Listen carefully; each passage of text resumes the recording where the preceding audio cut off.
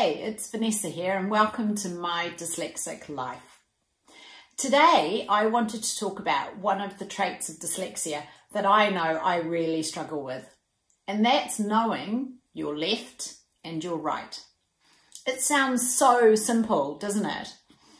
Which way is left? Which way is right? In our house we have left and the other left, or right and the other right. You know, I get so confused, especially when I'm driving and either I'm having to give directions or someone is telling me which way to turn. You know, I struggled for so long knowing the difference between my left and my right. And as I've said, you know, when I'm driving, I'd say turn left. And, you know, the person would go, but that's not left, that's right. And I'd go, oh, I don't know, just turn that way. And another thing that happened to me is with this whole left and right thing. To be honest, I've got a lot better than I used to be, thanks to my Davis tools. I do actually have a sense of left and right now. But just the other week I went to a disco yoga class, and it was up on the observation deck of the Sky Tower here in Auckland. And so it was quite close, you know, like normally in yoga you've got a bit of space around you. But this class, because we were up in the observation deck, we were all quite close together.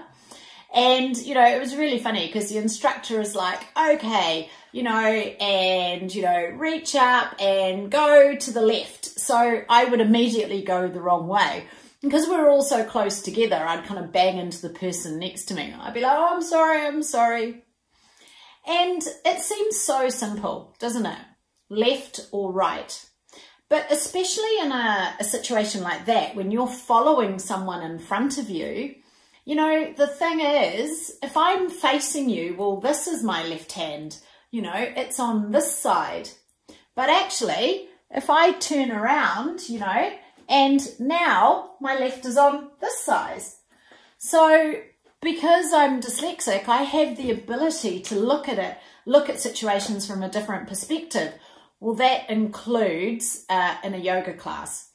So actually what happens is I visualize, you know, from the instructor's perspective.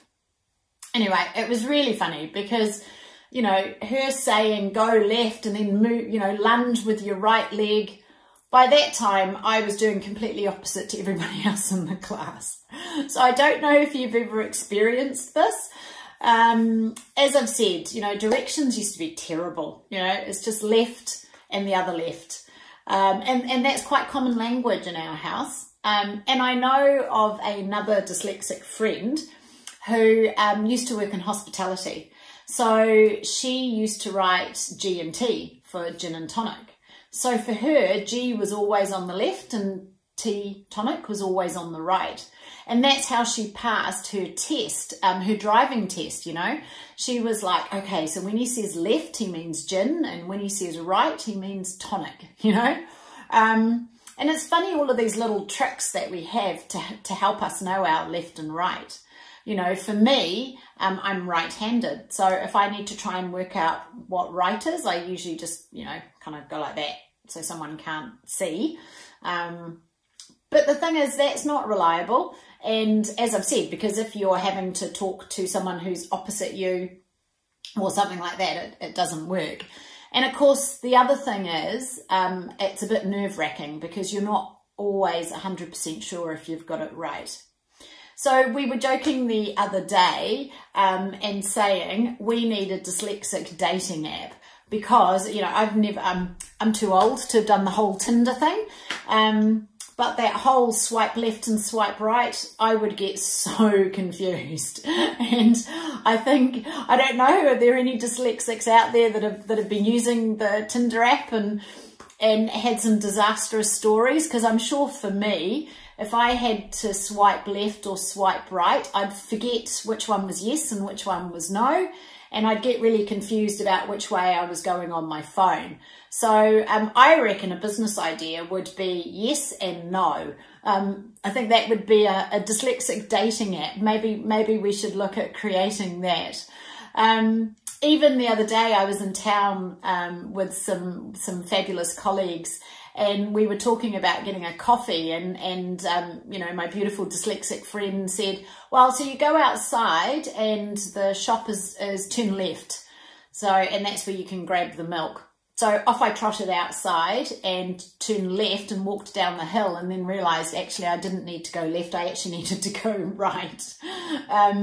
So this happens a lot, you know, and now I do have ways, or like now that I've got my Davis tools, I know my left and right. But as I've said, at Disco Yoga the other day, when there was a few instructions as well as left and right, well, then I went back to my complete dyslexic way of thinking, oh, which is left, which is right, and doing the opposite of everybody in the class. So yeah, this is my dyslexic life, and left and right is such a struggle. I'd love to know if there's any funny stories about people going left or right on Tinder, because as I've said, I have never used Tinder. And I just know even that thought freaks me out enough to never go on it. And yeah, how do you have any tips or tricks for knowing your left and right?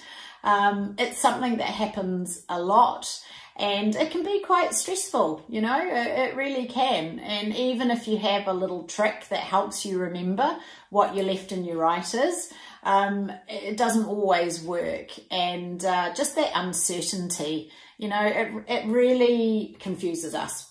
And I think that's what I find, is that as soon as I get that moment of confusion or that moment of uncertainty, you know, then I do lose my ability to know my left and right with ease. So let me know if you've got any funny stories. I hope you've enjoyed this little episode of My Dyslexic Life, and I'll look forward to speaking to you again soon. Bye.